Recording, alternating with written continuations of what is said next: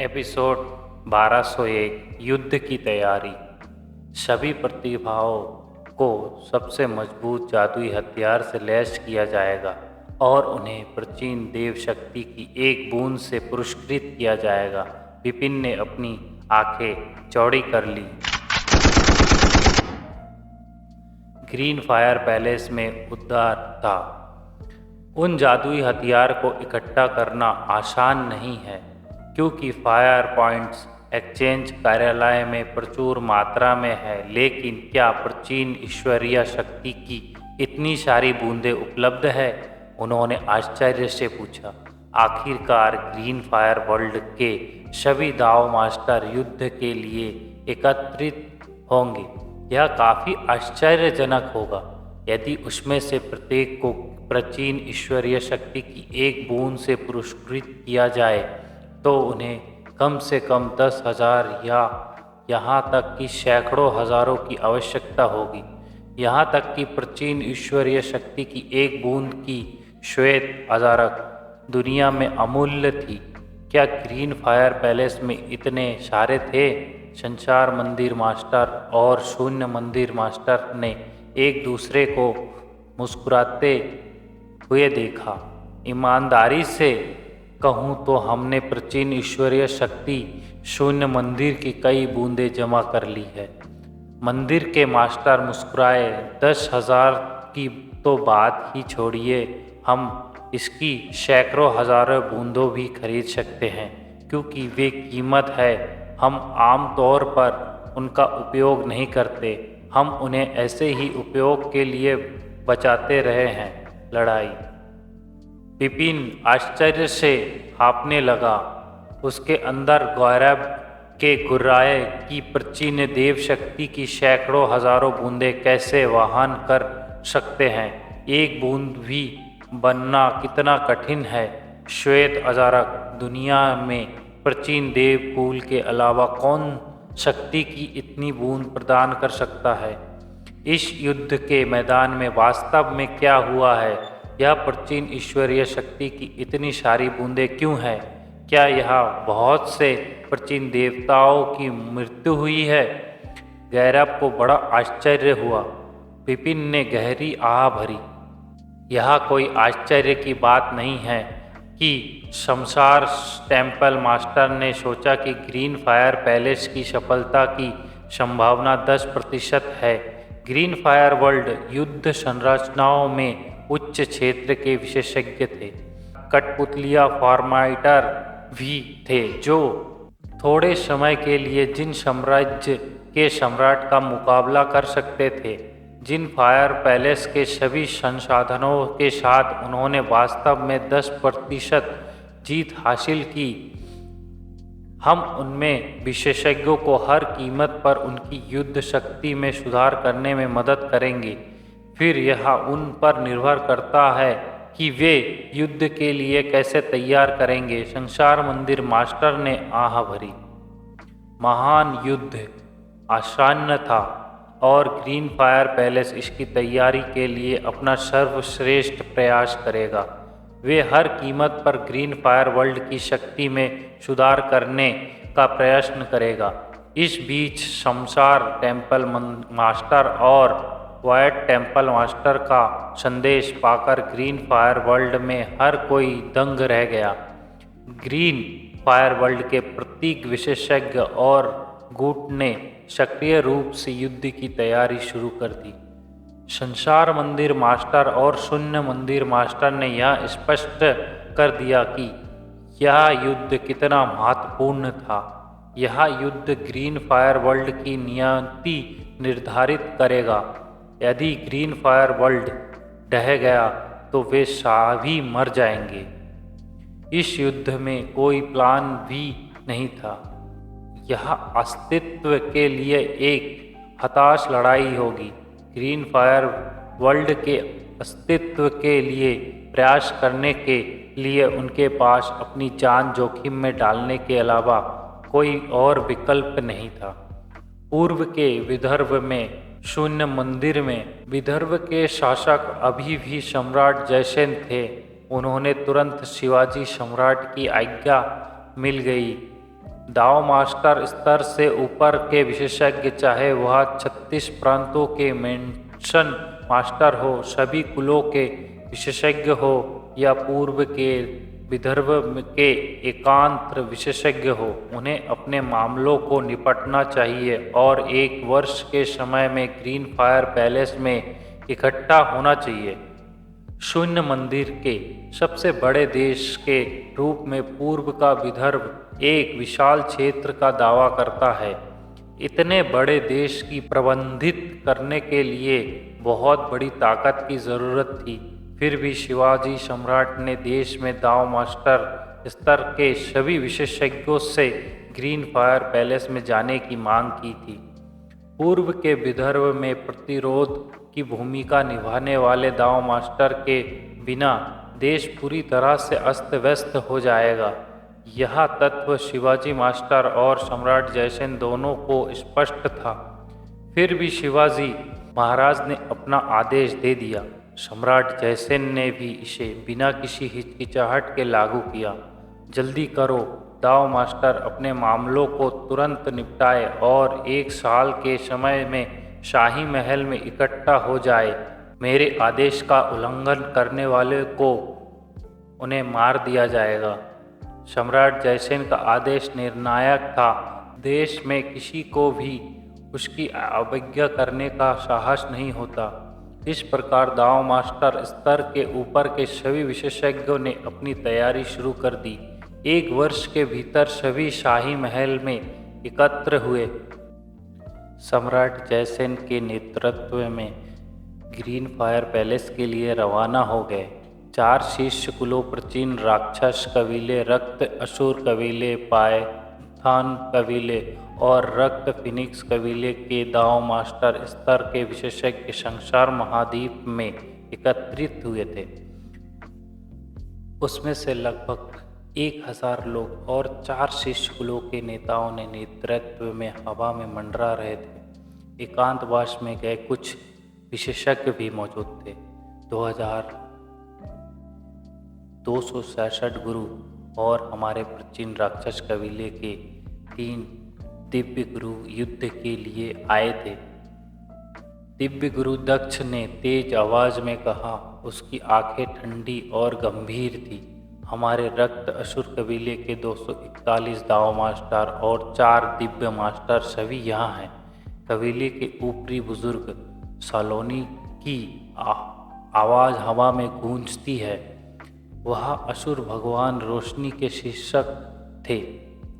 हम पायथन कबीले हैं, एक दाव मास्टर के अलावा, जिन्होंने हमारे 100 युवा कुलों को एकांत में ले लिया है। दाव मास्टर स्तर के सभी विशेषज्ञ यहाँ पायथन कबीले के नेता ने कहा। ब्लड फिनिक्स कबीले ने नेता ने कहा कि एक दाव मास्टर को छोड़कर पूरा ब्लड फिनिक्स कबीला यहाँ है।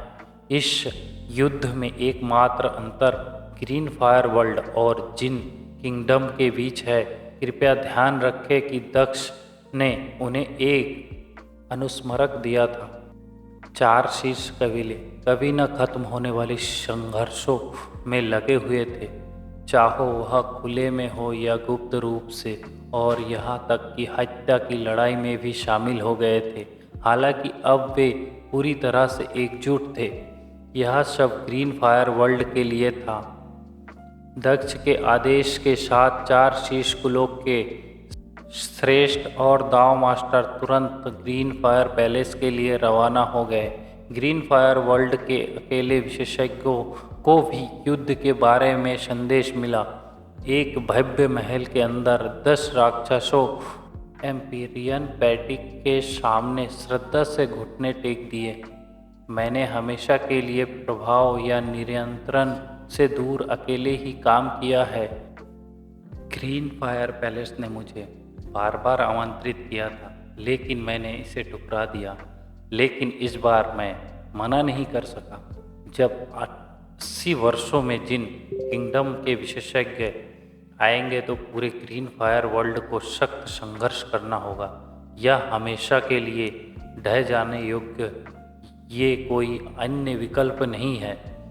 ये युद्ध ग्रीन फायर वर्ल्ड के साथ साथ मेरे अस्तित्व का निर्धारण करेगा।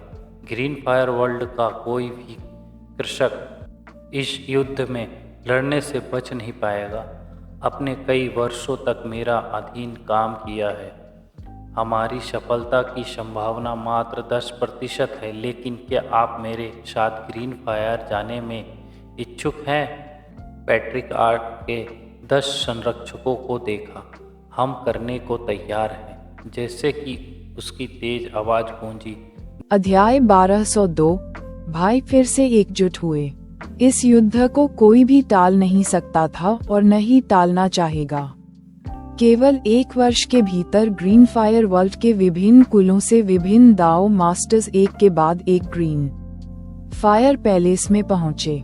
कितने लोग ग्रीन फायर पैलेस के ऊपर तैरते हुए जब बिपिन ने नीचे महल के अंदर का दृश्य देखा तो वह चौंक गया।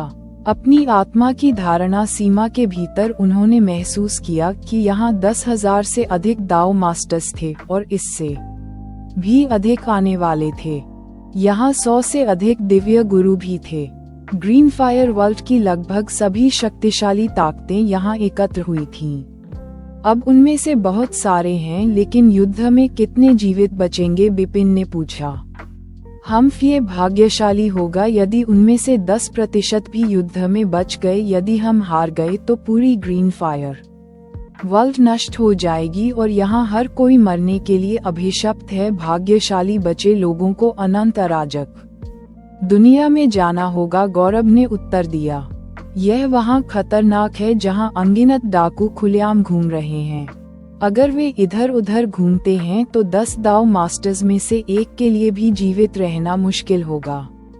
मेरा अनुमान है कि केवल सेलेस्टियल मास्टर्स ही जीवित रहने के लिए पर्याप्त भाग्यशाली होंगे। बिपिन की अभिव्यक्ति शांत हो गई। उन्होंने अपनी मुट्ठियां भींच लीं और कहा, किसी भी तरह हम युद्ध नहीं हार सकते। तभी उसे ग्रीन फायर पैलेस की खुली जगह में कई परिचित चेहरे दिखे। वह तुरंत उनकी ओर उड़ गया। जल्द ही वह भीड़ के बीच आ गया। चाचा जयसेन और सम्राट यादवा। उसने अपने सामने 2 व्यक्तियों की ओर देखा। बिपिन सम्राट जयसेन ने मुस्कुराकर उसकी ओर देखा। भाई वारियम, दूसरा भाई और चौथी बहन भी यही हैं। वारियम जेविया और रोशनी को देखकर बिपिन की आंखें खुशी से चमक उठीं। तीसरे भाई, उन्होंने बिपिन को नमस्कार किया। हम एक बार फिर इकट्ठे हुए हैं। बिपिन एक बार फिर अपने 3 भाई बहनों के साथ फिर से मिला। रोशनी के प्राचीन विश्व में चले जाने के बाद यह उनकी पहली सभा थी। बिपिन, वारियम और जेविया अक्सर मिलते थे, लेकिन रोशनी से बिपिन ही मिले थे क्योंकि वह समसारा महाद्वीप में थी। अब जबकि ग्रीन फायर वर्ल्ड के सभी विशेषज्ञ यहाँ थे, महाद्वीपों और कुलों के बीच कोई अलगाव नहीं था। स्वाभाविक रूप से वे फिर से एकजुट होने में सक्षम थे। भाई वरियाम, तुम युद्ध के लिए क्यों आए हो? बिपिन ने असमंजस में पूछा। केवल दाव मास्टर स्तर से ऊपर के विशेषज्ञ ही युद्ध में भाग लेने के योग्य थे। जेवियर ने बहुत ही कम समय में दाव मास्टर का स्तर हासिल करने के लिए छलांग और सीमा में सुधार किया था। इसके अलावा अपने शक्तिशाली वंश के लिए धन्यवाद। उनकी ताकत प्रतिद्वंद्वी सम्राट जयसन के करीब थी।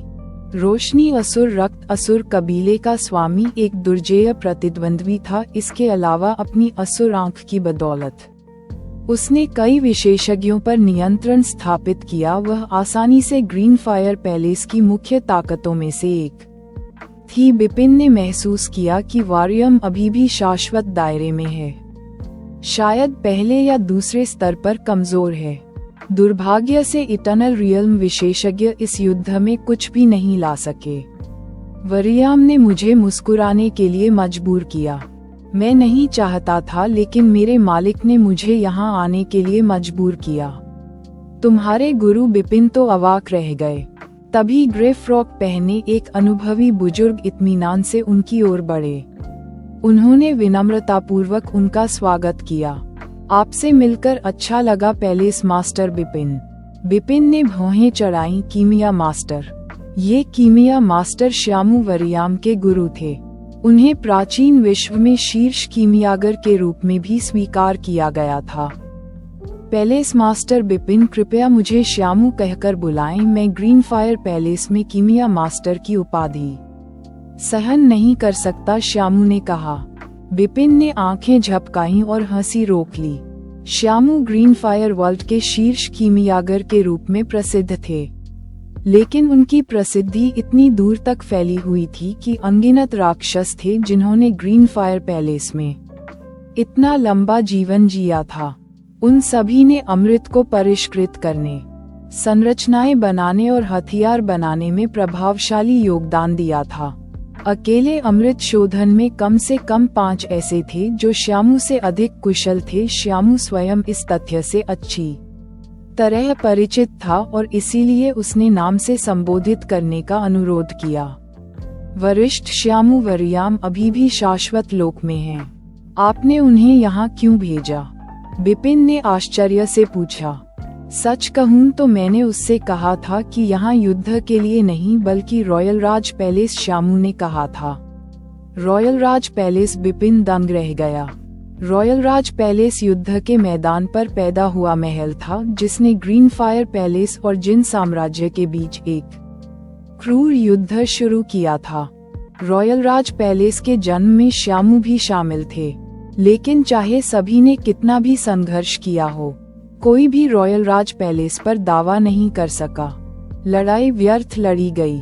पिछले कुछ वर्षों में ग्रीन फायर पैलेस और जिन किंगडम दोनों ने अमृत शोधन में उत्कृष्ट उपलब्धियों वाले विशेषज्ञों को प्रयास करने के लिए भेजा था, लेकिन कोई भी सफल नहीं हुआ।